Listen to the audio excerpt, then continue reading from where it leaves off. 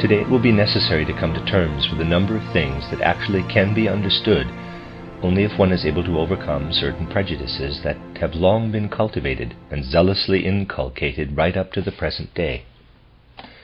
Much of what shall be said here today, and further substantiated tomorrow, must be comprehended through raising oneself up to an inner viewing of the spirit. You must consider that when the results of a scientific investigation of the spirit are met with a demand for proof such as is recognized by contemporary science or jurisprudence, or even contemporary social science, which is so useless in the face of life itself, one does not get very far at all. For the true spiritual scientist must already bear this method of demonstration within himself. He must have schooled himself in the rigorous methods of contemporary science, even of the mathematical sciences. He must know what mode of demonstration is demanded in these circles, and he must suffuse the processes of his whole inner life with this method. Therein he builds the foundation for a higher mode of cognition. For this reason, it is usually the case that when the demands of normal consciousness are placed before the spiritual scientist, he is thoroughly at home in the field from which the question stems. He has long since anticipated the objections that can be raised. One could even go so far as to say that he is only a spiritual scientist in the true sense of the word, in the sense in which we characterized spiritual science yesterday, to the extent that he has subjected himself to the rigorous discipline of the modern scientific method and knows at least the tenor of modern scientific thought quite well. I must make this one preliminary remark and add one other. If one cannot transcend the manner of demonstration that experimentation has made scientific habit, one shall never attain knowledge that can benefit society. For in a scientific experiment one proceeds, even if one cherishes the illusion that it is otherwise, in such a way that one moves in a certain direction and allows phenomena to confirm what lives within the ideas one has formulated as a natural law, or perhaps mathematically. Now, when one is required to translate one's knowledge into social judgments, in other words, if the ideas that one has formulated as the natural laws of contemporary anthropology or biology or Darwinism, no matter how progressive this Darwinism might be, are to have validity, if one wants to translate them into a social science that can become truly practical, this knowledge obtained through experimentation is totally inadequate. It is totally inadequate because one cannot simply sit in a laboratory and wait to see what one's ideas call forth when they are applied to society. Thereby thousands upon thousands of people could easily die or starve or be made to suffer in some other way. A great part of the misery in our society has been called forth in just this way. Because they have originated in pure experimentation, our ideas have gradually become too narrow and impoverished to subsist in reality, which they must be able to do if thought is ever to enrich the sphere of practical life. I have already indicated the stance the spiritual scientist must take regarding the two boundaries that arise within cognition, the boundaries at the poles of matter and consciousness, if he is to attain knowledge that can reflect light back into nature, and at the same time forward into the social future. I have shown that at the boundary of the material world one must not allow one's thinking to roll on with its own inertia in order to construct mechanistic, atomistic, or molecular world conceptions tending toward the metaphysical, but call a halt at the boundary and develop instead something that normally is not yet present as a faculty of cognition. One must develop inspiration. On the other hand, I have shown you that if one wishes to come to an understanding of consciousness, one must not attempt, as Anglo-American associative psychology does, to penetrate into consciousness with ideas and concepts called forth by the natural world. It must be entirely clear in one's mind that consciousness is constituted such that these ideas culled from the external world can gain no access. We must abandon such ideas and seek rather to enter the realm of imaginative cognition. In order to achieve self-knowledge, we must permeate the concepts and ideas with content so that they become images. Until the view of man, which was born in the West, and now has all of civilization in its grasp, is transformed into imaginative cognition, we shall never progress in coming to terms with this second boundary presenting itself to normal human cognition. At the same time, however, one can say that humanity has evolved from certain stages, now become historical, to the point that requires that it progress to inspiration on the one hand and imagination on the other. Whoever is able to perceive what humanity is undergoing at the present, what is just beginning to reveal its first symptoms, knows that forces are rising out of the depths of human evolution that tend toward the proper introduction of imagination and inspiration into human evolution. Inspiration cannot be attained except by exercising a certain faculty of mental representation in the way that I described in my book, Knowledge of the Higher Worlds and Its Attainment, and shall describe at least in outline in the coming lectures. When one has progressed far enough in a kind of inner self-cultivation, a schooling of the self in a certain form of mental representation, when one schools oneself to live within the realm of representations, ideas, and concepts that live within the mind, then one learns what it means to live in inspiration.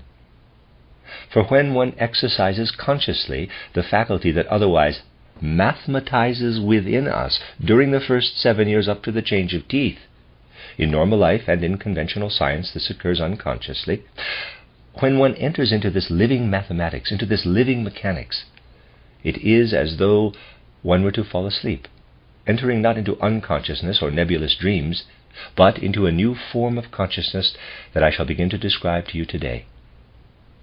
One takes up into full consciousness what otherwise works within us, what otherwise worked within as the sense of balance, the sense of movement, and the sense of life.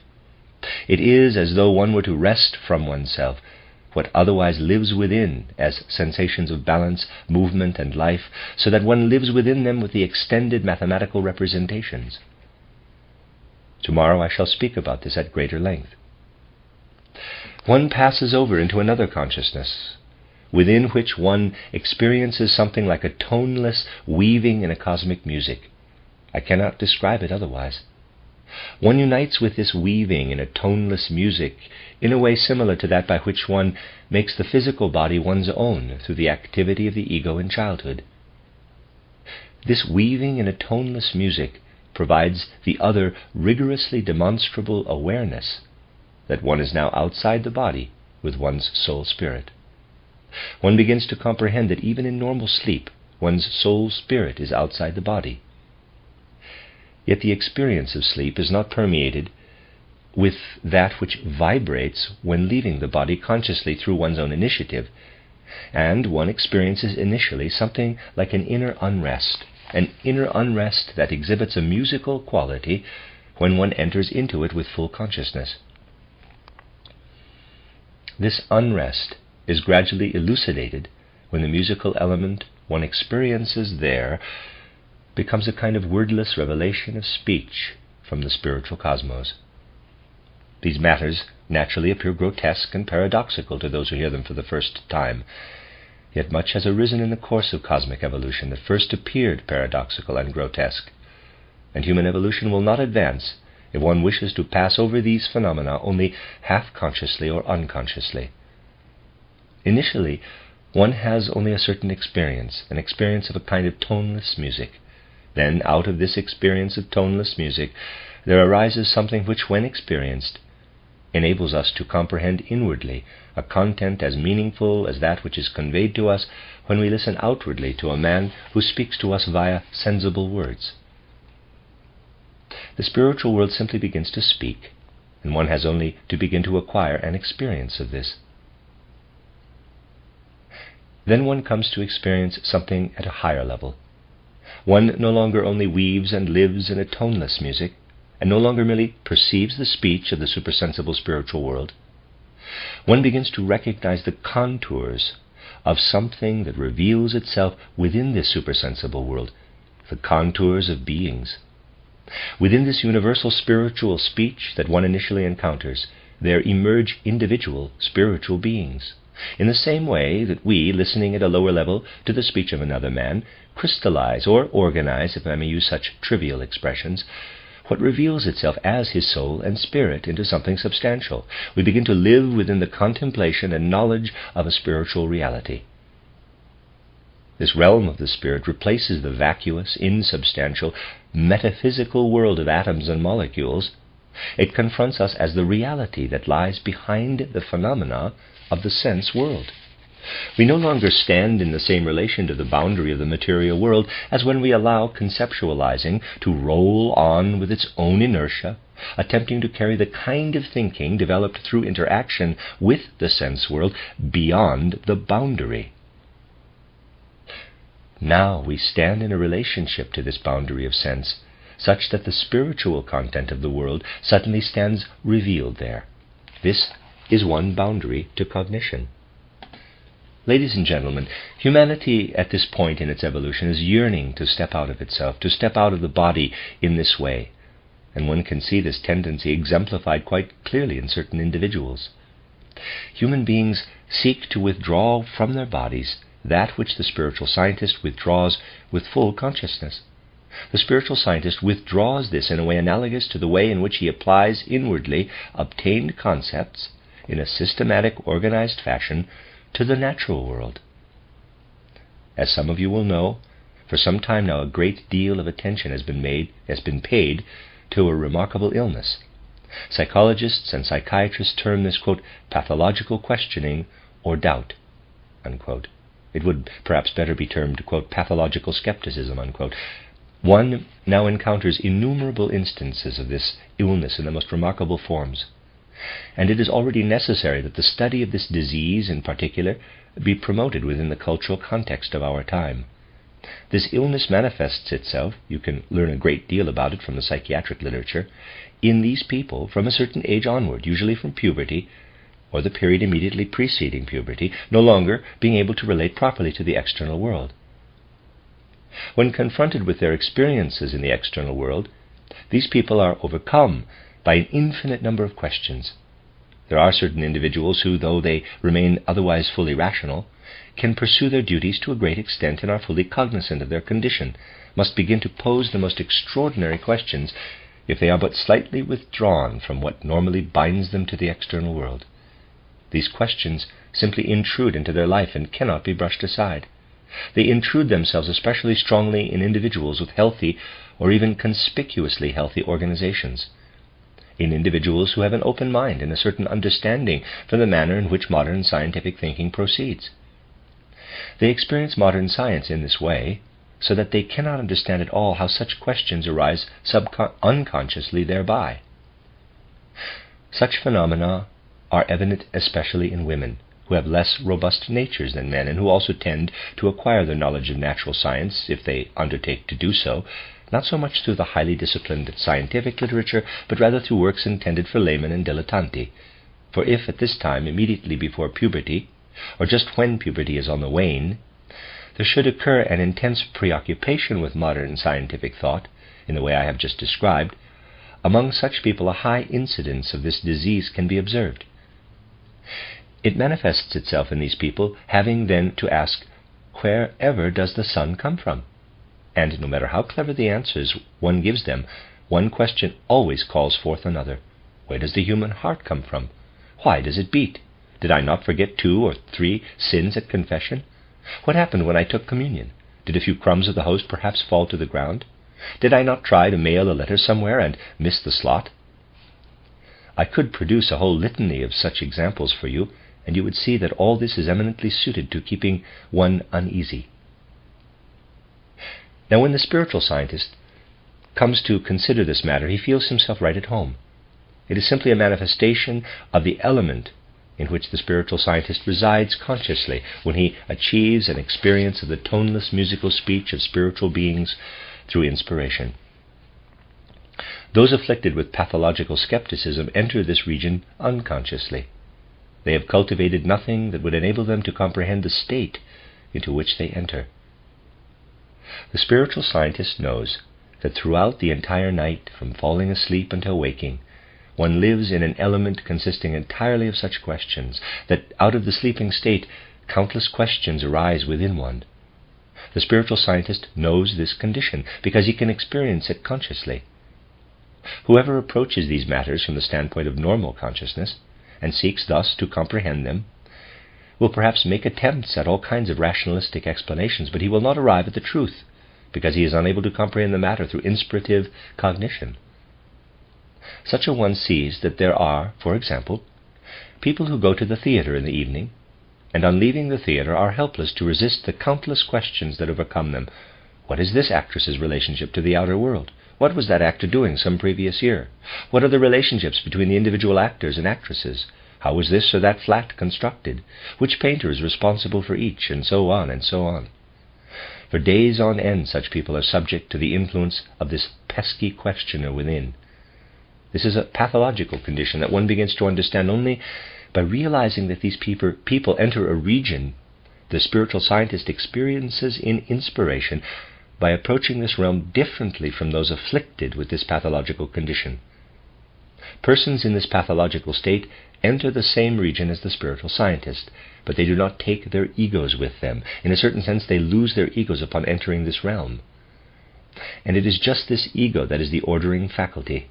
It is the ego that is capable of bringing the same kind of order into this world as we are able to bring to our physical environment.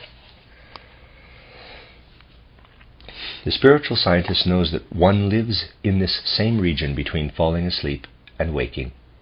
Everyone who returns from the theatre actually is deluged by all these questions in the night while he sleeps. But due to the operation of certain laws, sleep normally spreads itself out over this interlocutor, so that one has finished with him by the time one awakes again. In order to perform valid spiritual research, one must bear into this region unimpaired judgment, complete discretion, and the full force of the human ego. Then we do not live in this region in a kind of super-skepticism, but rather with just as much self-possession and confidence as in the physical world. And actually all the meditative exercises that I have given in my book, Knowledge of the Higher Worlds and Its Attainment, are intended in large part to result in a greater ability to enter this region, preserving one's ego in full consciousness and in strict inner discipline. The purpose of a large part of the spiritual scientist's initial schooling is to keep him from losing the inner support and discipline of the ego while traversing this path. The finest example in recent times of a man who entered this region without full preparation is someone whom Dr. Husmann has characterized here in another context. The finest example is Friedrich Nietzsche. Nietzsche is, to be sure, an extraordinary personality. In a certain sense, he was not an intellectual at all. He was not your conventional scholar. With the tremendous gifts of genius, however, he grew out of puberty into scientific research. With these tremendous gifts, he was able to take in what the contemporary sciences can offer. That, despite having acquired this knowledge, he did not become a scholar of the conventional sort, is shown quite simply by the polemics of so exemplary a modern scholar as Willamowitz, who came out in opposition immediately after the appearance of the young Nietzsche's first publication. Nietzsche had just published his treatise, The Birth of Tragedy Out of the Spirit of Music, in which there resounds a readiness to undergo initiation, to enter the musical, the inspirative. Even the title reveals his yearning for the realm that I have characterized. But he could not. The possibility did not exist. In Nietzsche's time, a conscious spiritual science did not exist, but in giving his work the title, The Birth of Tragedy Out of the Spirit of Music, he indicated that he wished to come to terms with a phenomenon such as Wagnerian tragedy out of the spirit of music, and he entered further and further into this realm. As I said, Willamowitz immediately came out in opposition and wrote his polemics against The Birth of Tragedy, in which he completely rejected from his academic point of view what Nietzsche, unschooled but yearning for knowledge, had written. From the point of view of modern science, he was of course completely justified, and actually it is hard to understand how so excellent a thinker as Erwin Rodi could have believed a compromise was possible between this modern philology that Willamowitz represented and what lived within Nietzsche as a dark striving, as a yearning for initiation, for inspiration. What Nietzsche had acquired in this manner, had inwardly appropriated, grew out into the other fields of contemporary sciences. It grew into positivism, namely that of the Frenchman Comte and the German Dühring. While cataloguing Nietzsche's library in the 1890s, I saw with my own eyes all the marks Nietzsche had so conscientiously made in the margins of Dühring's works from which he acquired his knowledge of positivism. I held all these books in my own hand. I could enter sympathetically right into the manner in which Nietzsche took positivism up into himself. I could well imagine how he then reverted to an extracorporeal existence, where he experienced this positivism again without having penetrated into this region sufficiently with his ego.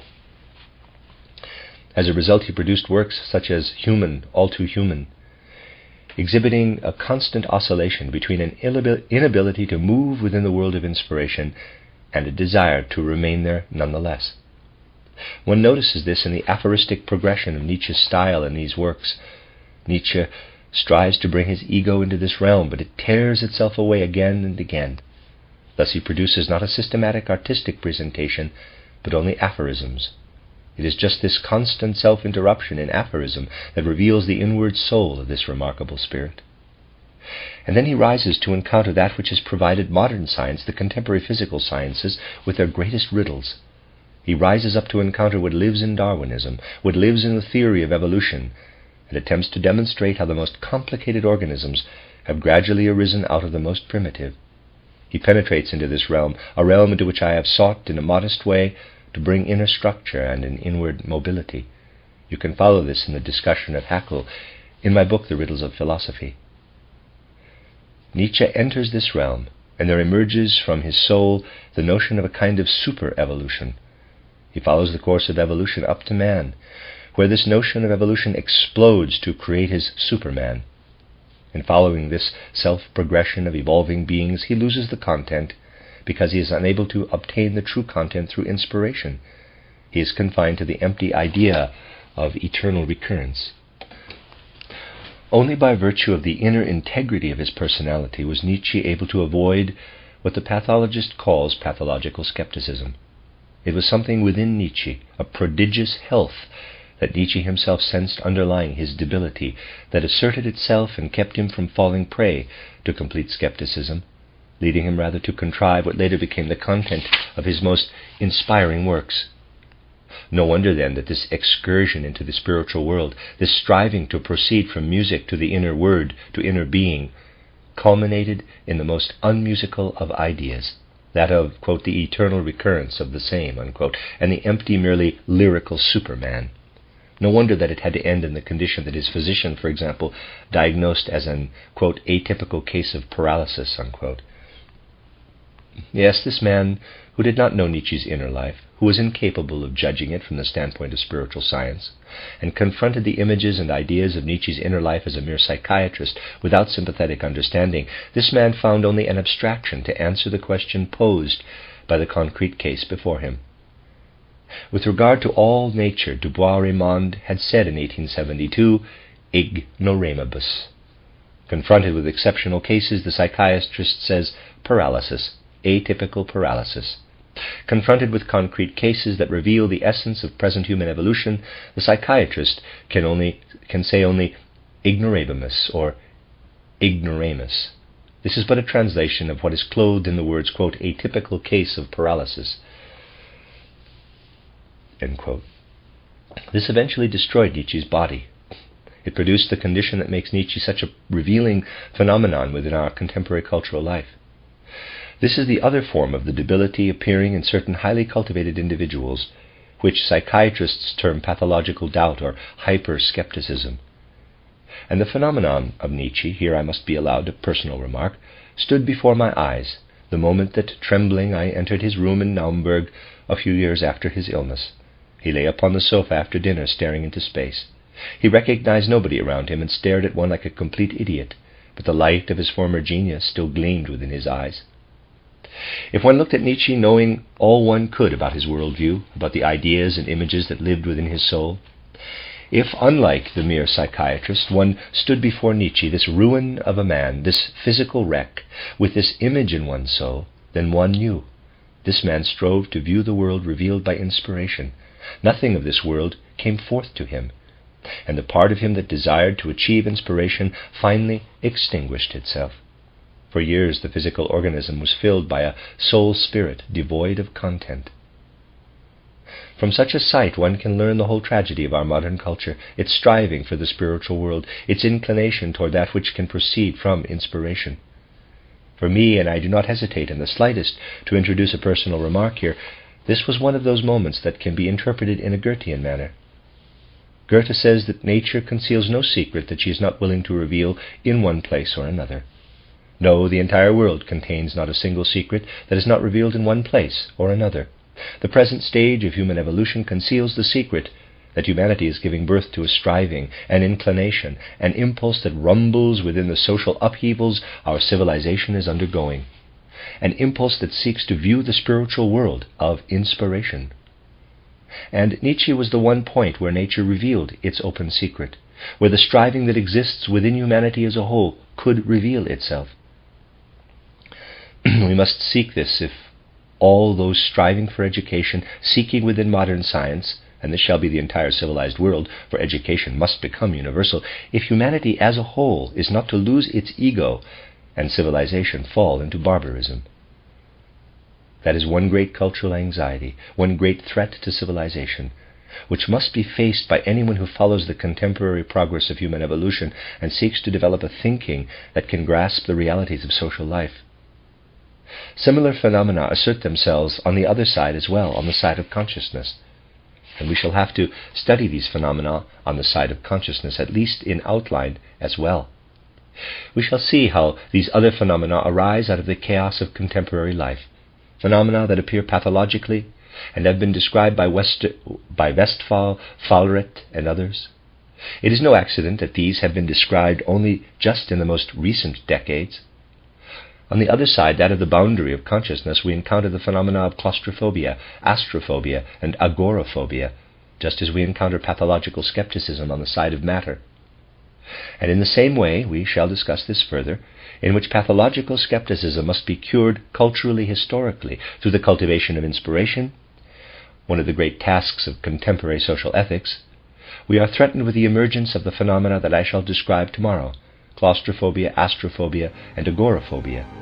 These emerge pathologically and can be overcome through imagination, which, when civilization has acquired it, shall become a social blessing for all humanity.